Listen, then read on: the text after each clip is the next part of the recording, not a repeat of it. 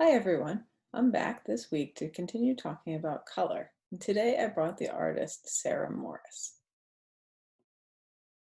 If you remember last week we talked about the primary colors and how you can mix them to create the secondary colors and then even the tertiary colors. So the primary colors are red, yellow, and blue. You mix red and yellow to make orange, yellow and blue to make green, and red and blue to make purple. And then you can continue mixing those to make all different shades of those colors. So the artist Sarah Morris is a British American artist, and she works with all kinds of colors. How many colors do you see here in these pictures? I see red and blue and green and orange. I see all different shades of blues and different shades of oranges and reds. Black and white too. She uses all these colors together to make a really interesting picture. And what else does she use? Plain shapes. These paintings were inspired by Big Ben, the clock tower, the Houses of Parliament in London. So can you see the shapes in Big Ben that she used in her paintings? There's the long lines and circles and different arrow-shaped kinds of paintings. And here they put them in the London Underground station so that you could see them when you're coming and going on the trains. And it's not just a couple. She did this one. It's the same shapes, right? It's the same painting, but what's different are the colors. Each one has different colors or the same colors in different places. And she made 18 of these, and they put them all in the underground station. So when you take the train in, you see them going by really fast, which is really neat.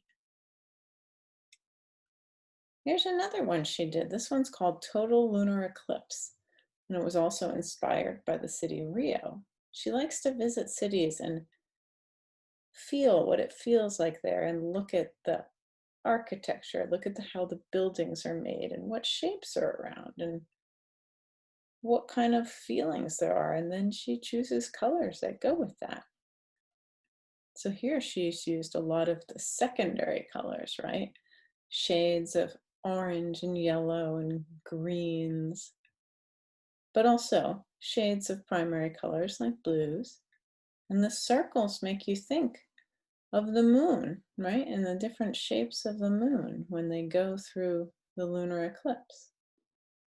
See, here's a picture of a lunar eclipse in 2020. Can you see the shapes that she's used? Like the circles and the crescents and half circles. You can see those shapes in here, and even some of the colors make me think of the lunar eclipse here.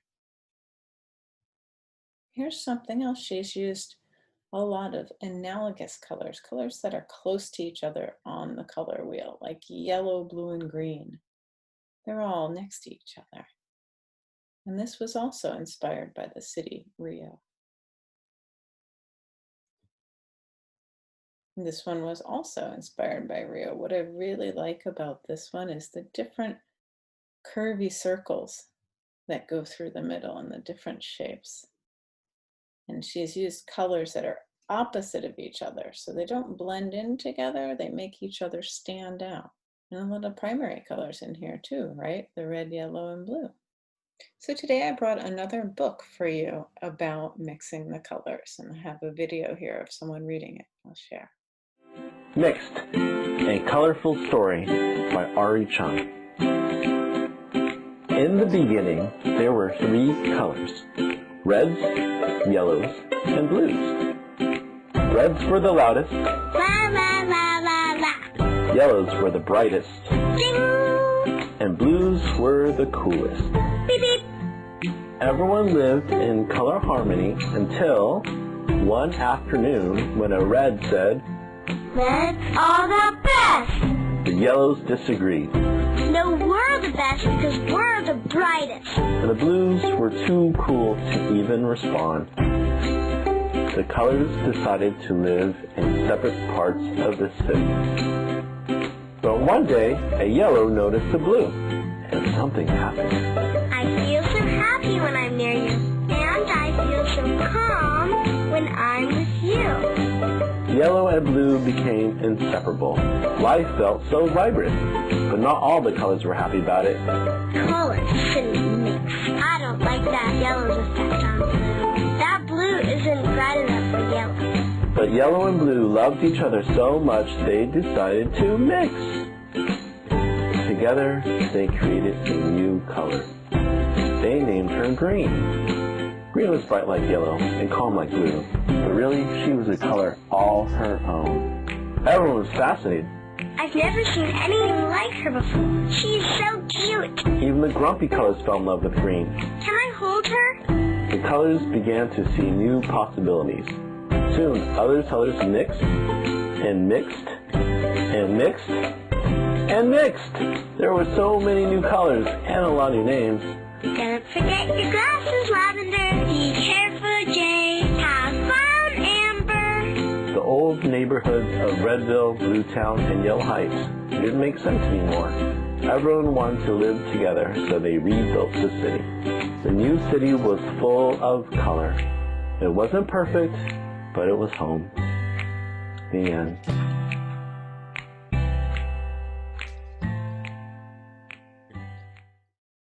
So we've looked at the artist Sarah Morris and her abstract pictures and how she uses colors and shapes to create feelings and statements about places. So today we're going to make our own abstract picture with the primary and secondary colors. So what you need is pencil, a ruler or anything straight to make a straight line, something round that you can trace, and a piece of paper and something to color with. So I want you to make 6 straight lines on your paper, anywhere you want. This one's mine, but yours shouldn't look like mine. It should look like yours. So put them anywhere. Try to make them go off the edges. See how it goes all the way off there? And then anywhere you want, add 2 circles by tracing the round thing that you have. See, there's one I added. I'll add another one somewhere else. Maybe a bigger one, maybe the same size. I don't know. Now I want you to pick some of the primary colors or secondary colors or both. That's red, yellow, and blue, and orange, green, and purple. And color it in. Put the colors where you feel like they should go. I picked these colors.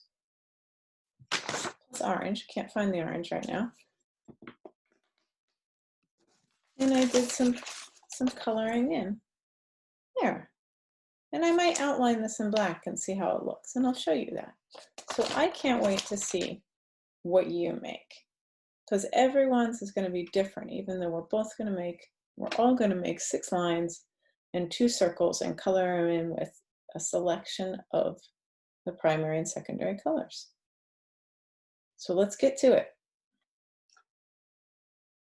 Here's my example with the lines colored in with black. Not sure if I like it better or not, but it was something fun to try. So I can't wait to see what you make.